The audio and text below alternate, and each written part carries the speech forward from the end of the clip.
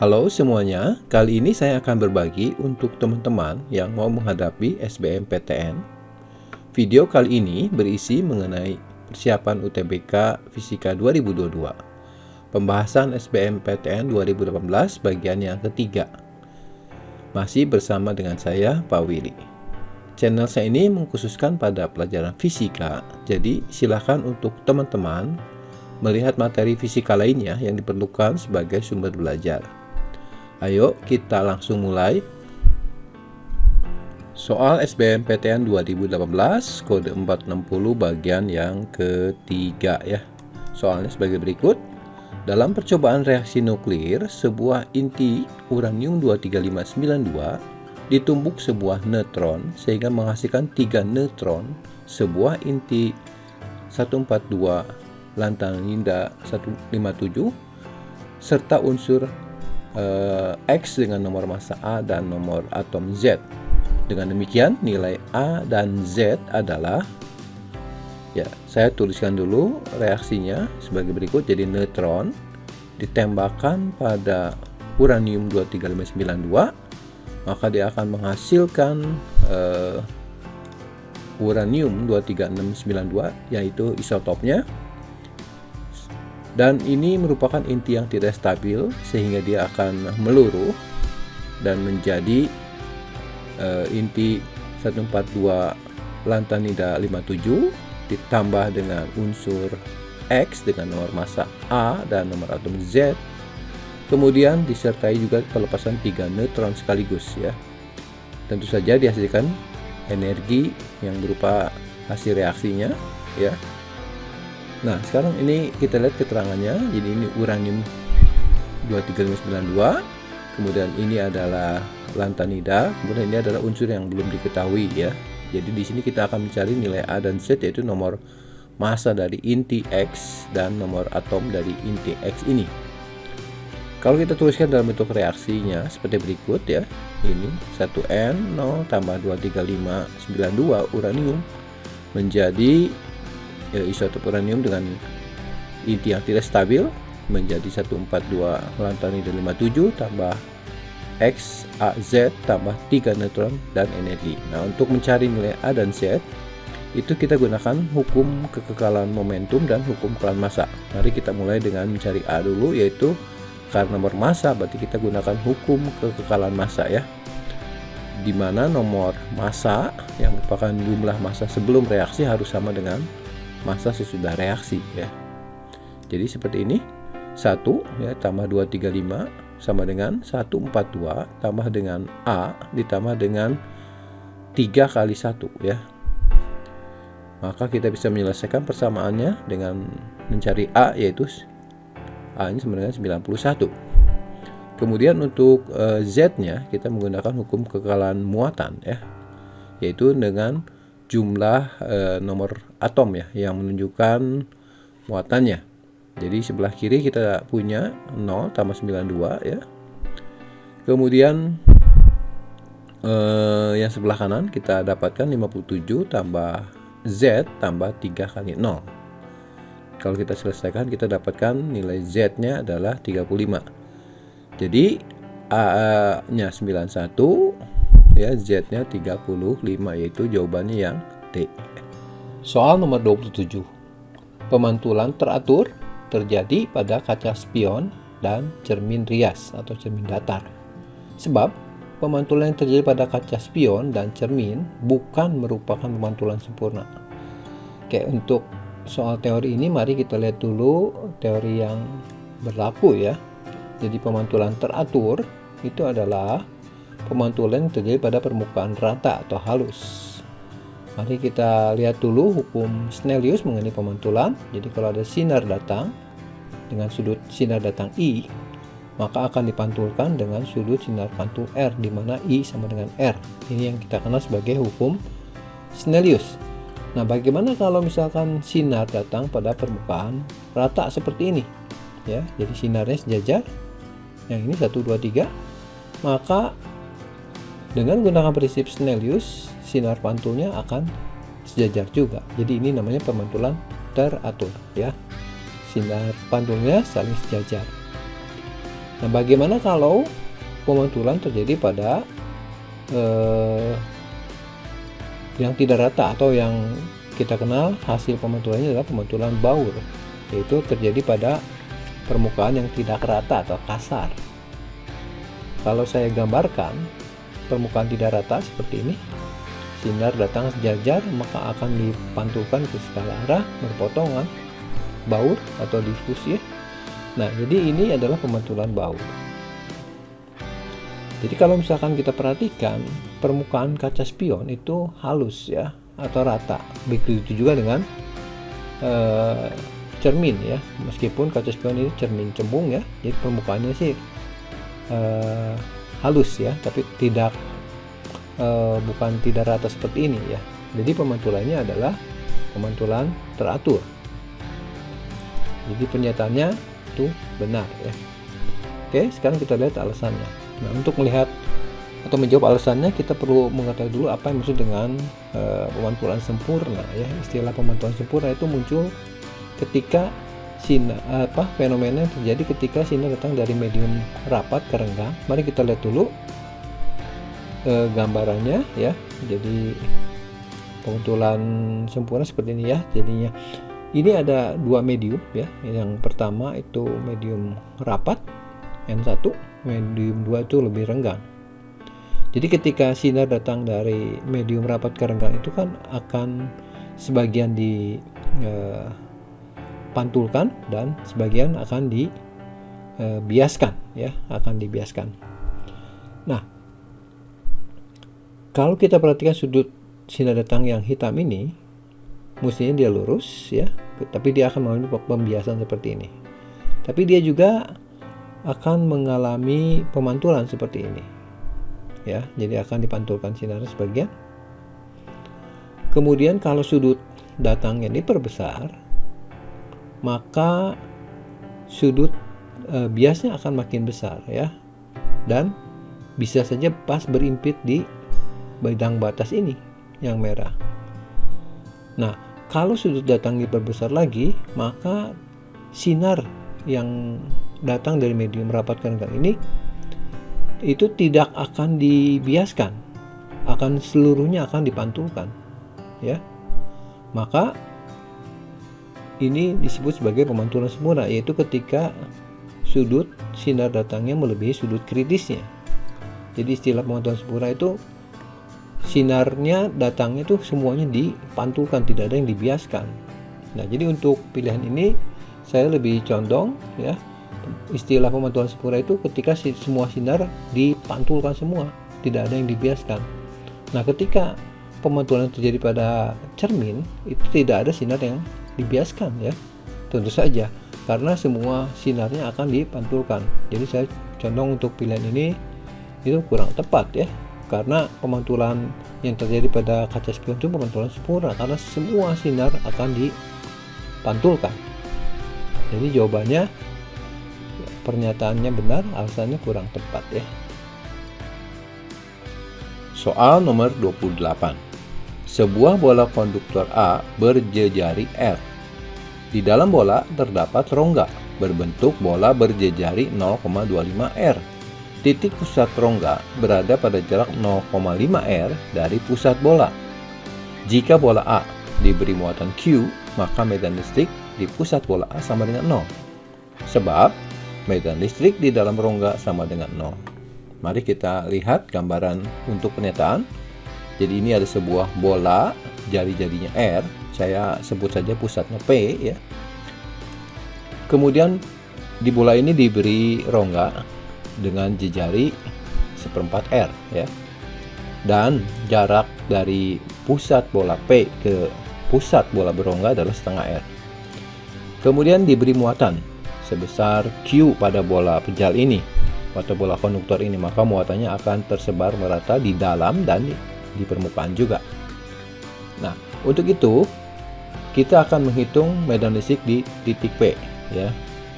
Mari kita gambarkan bola ini menjadi dua bagian seperti berikut. Jadi ada sebuah bola dengan muatan positif Q1 ya, tetapi rongganya tidak ada. Kemudian nanti kita tambahkan ya dengan bola kedua ya, yaitu bola berongga ini ya. Jadi bola ini tapi muatannya minus Q2 ya. Jadi muatannya minus. Tapi jumlah muatan Q1 dan Q2 itu harus sama dengan Q tentu saja. Nah, sekarang kita akan menghitung berapa muatan Q1 dan Q2. Untuk itu kita gunakan perbandingan volume saja karena tadi muatannya tersebar merata. Jadi saya akan hitung Q1 seperti berikut, yaitu volume bola yang ini ya dibandingkan dengan volume bola ini. Jadi volume bola yang kiri ini itu adalah volume bola seluruhnya dikurangi dengan volume rongganya ya. Kemudian dikalikan dengan Q. Nanti kita dapatkan muatan di dalam Q1 ini, yaitu sebagai bola pejalnya. Kemudian kita hitung seperti biasa di sini. Di sini ada 4/3 pi R pangkat 3-nya kita keluarkan ya. Kemudian di sini 1, di sini 1/4 pangkat 3 itu berarti 1/64 ya. Nah, jadi nanti kita dapatkan Q1-nya adalah 64/63. Tentu saja lebih besar dari Q-nya. Karena ini volumenya lebih besar dibandingkan volume bola yang ada rongganya. Nah, berarti Q2 itu adalah kelebihannya, yaitu minus 1/63. Karena jumlah muatan antara Q1 dan Q2 tentu saja harus sama dengan Q ya. Nah, dari sini baru kita bisa menentukan kuat medan listriknya, baik bola ini maupun yang kedua ya. Jadi kita buat permukaan Gauss. Untuk ini adalah bola pejal. Jadi di dalam permukaan Gauss ini ada muatan ya. Nah, untuk itu kita cari medan listriknya, itu arahnya keluar ya, untuk di sini, titik-titik di sini. Dan besarnya adalah K kali Q1 dikali R per R pangkat 3. R ini adalah jarak dari pusat bola P, dan R besar ini adalah jari-jari bola pejalnya ya. Jadi perbandingan. Nah, tentu saja karena R-nya 0 ya, karena dia ada di pusat, maka tentu saja E-nya 0. Jadi E-nya 0, E di pusat P-nya, karena tidak ada muatan di dalam bola Gauss-nya. Nah, bagaimana dengan untuk bola yang kedua yang mewakili berongga tadi ya? Jadi yang kita akan hitung itu adalah medan listrik di luar bola ini ya. Nah, tentu saja kita gunakan sama dengan medan listrik untuk muatan titik ya, karena dia ada di luar bolanya.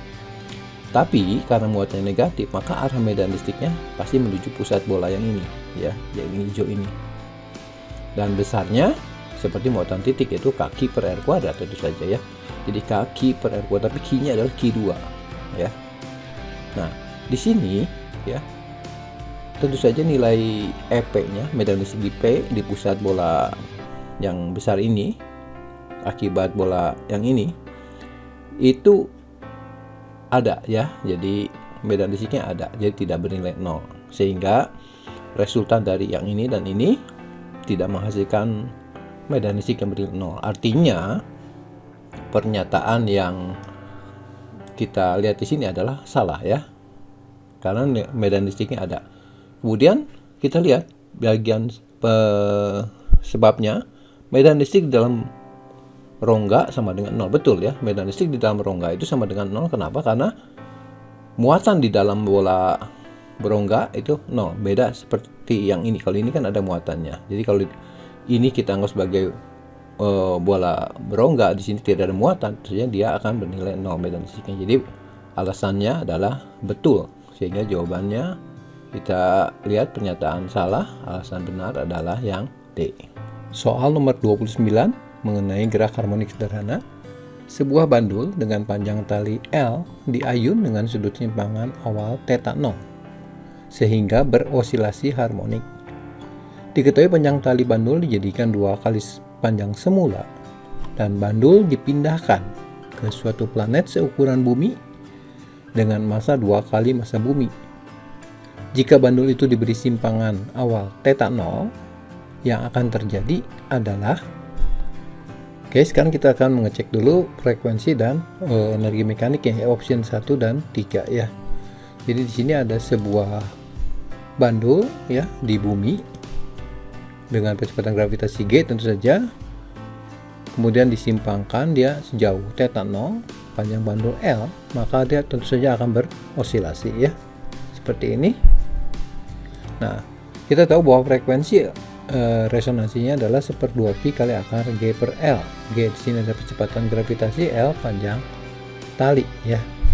Nah, sekarang ketika dia dibawa ke planet lain, maka percepatan gravitasinya tentu saja akan berbeda. Kita akan cari dulu percepatan gravitasi di planet tersebut, di mana ukurannya sama dengan bumi, tapi maksudnya 2 kali, sehingga R-nya sama dengan bumi, tapi M-nya 2 kali ya. Jadi kita bisa hitung G planet itu adalah massa planet dibagi massa bumi kali dengan G bumi ya. Di sini kita isi massa planetnya 2 kali massa bumi, maka kita dapatkan bahwa percepatan gravitasi di planet tersebut adalah 2 kali G-nya. Nah, sekarang kita lihat osilasi di planet tersebut ya. Jadi ini bandulnya dalam pengaruh gravitasi 2G, panjang bandulnya itu 2L ya, sudut simpangannya θ 0. Ketika dia dilepaskan ya tentu saja sama akan berosilasi seperti ini. Dan sekarang kita akan hitung frekuensi alaminya ya. Dari rumus ini kita tahu bahwa frekuensi berbanding lurus dengan akar percepatan gravitasi dan frekuensi berbanding terbalik dengan panjang tali. Jadi kalau misalkan kita menghitung frekuensi di planet, maka ini G planet per G bumi dalam akar ya, dikali L bumi dibagi L planet dikali frekuensi di bumi. Kita substitusikan angkanya, GP-nya 2 kali ini, kemudian LP-nya 2 kali sini. Kita bisa coret, maka kita bisa mendapatkan ternyata bahwa FP ya, frekuensi alami bandul di planet tersebut nilainya sama dengan yang di bumi ya. Oke. Nah, sekarang kita akan menentukan energi mekaniknya. Apakah energi mekaniknya 4 kali semula? Ya, kita perhatikan di sini. Ini adalah posisi terendah, ini adalah posisi tertinggi ya. Jadi ini adalah L, ini θ 0, ini juga θ 0, sehingga panjang dari sini ke sini adalah L cos θ 0, maka beda tinggi antara posisi terendah dan tertingginya adalah L dikurang L cos θ 0, atau L ini kita keluarkan, jadi L kali 1 min cos θ 0.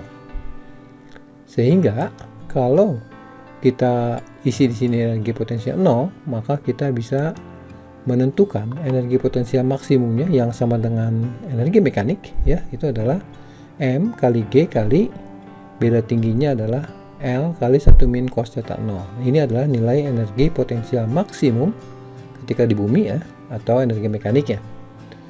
Nah, sekarang bagaimana di planet tersebut ya.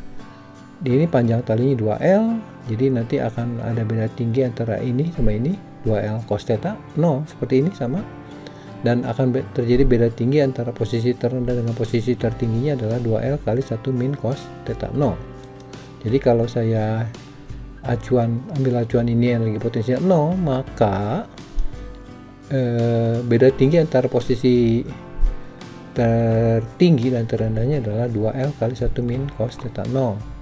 Jadi energi potensial maksimumnya adalah massa ya, massa bendanya dikali percepatan gravitasinya dikali dengan beda tinggi antara posisi terendah dan tertinggi, itu 2L kali 1 min cos θ 0. Kita sederhanakan, jadi dapat 4 mgl kali 1 min cos θ 0 yang nilainya tidak lain adalah energi mekanik. Kalau kita bandingkan, ternyata ini adalah 4 kalinya ya. Oke, sekarang kita akan periksa poin yang kedua, yaitu selisih energi kinetik dan energi potensial di titik tengah-tengah lintasannya. Jadi kalau saya gambarkan seperti ini, titik tengah-tengah lintasan antara terendah dan tertinggi itu di sini ya. Jadi kita bagi 2 seperti ini, setengah θ 0, setengah θ 0. Katakanlah kita sebut ini posisinya P ya. Nah, seperti sudah kita buat dulu garis bantunya ya, seperti ini. Ini energi potensial 0. Ini adalah beda tinggi antara terendah dan tertingginya, 2L kali 1 min cos θ 0. Dan ini adalah beda tinggi antara terendah dengan titik P ini, tengah-tengah oki ya, yaitu 2L kali 1 min cos setengah θ 0.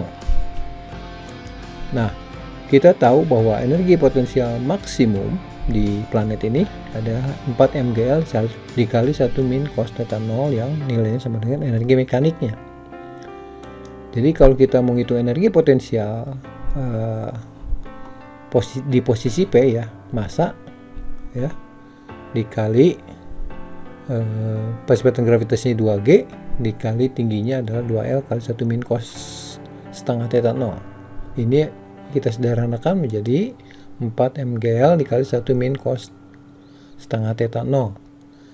Nah, sekarang untuk menghitung energi kinetik tinggal kita kurangi saja dari energi mekaniknya ya, kurangi, kemudian kita sederhanakan, maka menjadi energi kinetik di titik P adalah 4 mgl dikali cos setengah theta 0 min cos theta 0, sehingga selisihnya antara energi kinetik dan energi potensial di titik P ini adalah, kurangi saja ya, ini dikurangi ini, maka kita dapatkan selisihnya adalah 4 mgl dikali 2 cos setengah theta 0, dari cos setengah theta 0 dikurang min ya, jadi ini 2, kemudian ini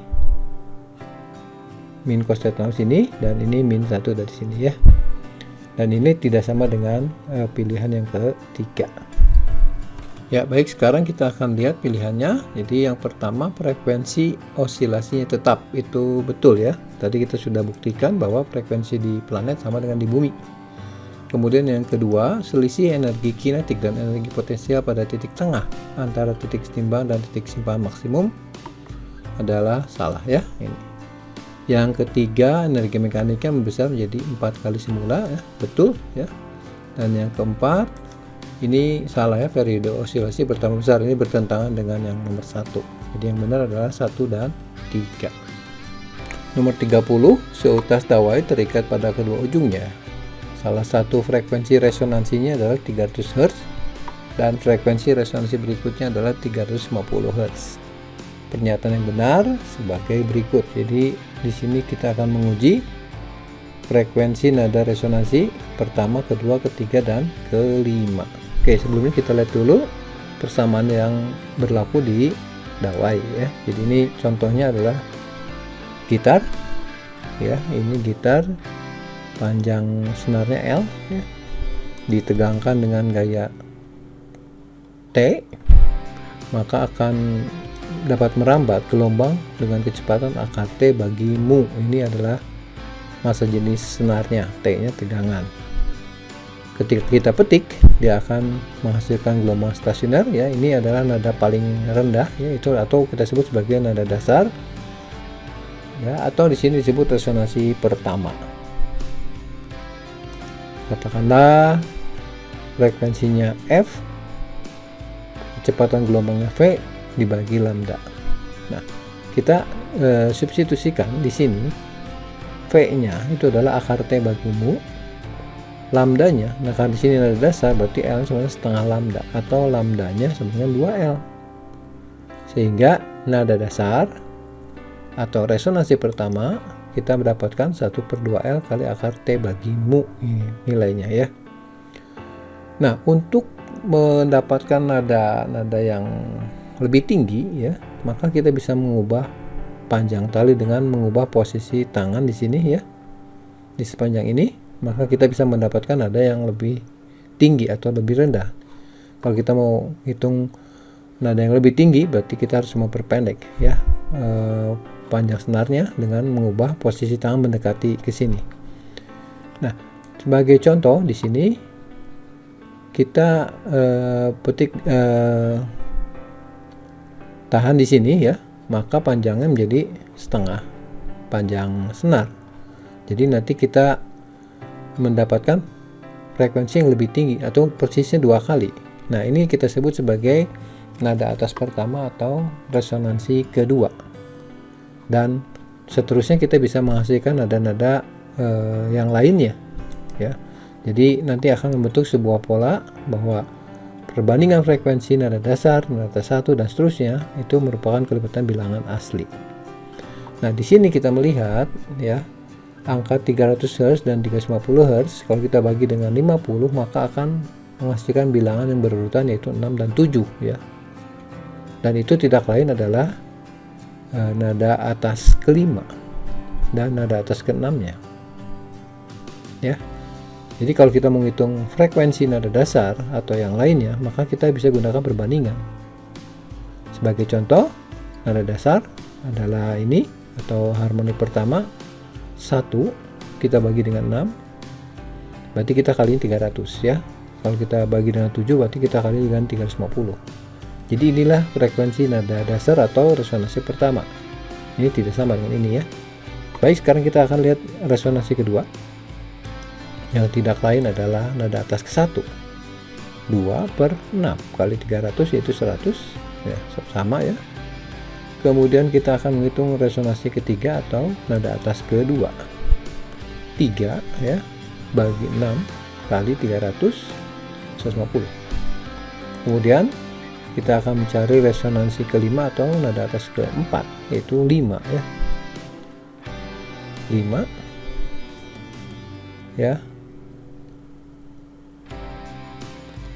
dibagi 6 ya kali 300 sama dengan 250 Hz. Oke. Nah, jadi yang pernyataan yang benar adalah nomor 2 ya. Sama dengan ini. Kemudian yang 250 ya, yaitu resonansi kelima ya. Betul ya. Jadi pilihannya adalah 2 dan 4, yang betul adalah C ya. Demikian video siap UTBK 2022 pada pembahasan SBMPTN 2018 bagian yang ketiga. Jangan lupa untuk subscribe bagi teman-teman yang merasakan manfaatnya. Silahkan juga untuk komen yang positif untuk membangun pengembangan channel saya ini. Saya juga sertakan link soal di video ini pada bagian deskripsinya. Baik, terus semangat belajar dan berjuang di SBMPTN nanti ya. Sukses menyertai teman-teman dan bisa diterima di perguruan tinggi negeri sesuai pilihannya. Terima kasih.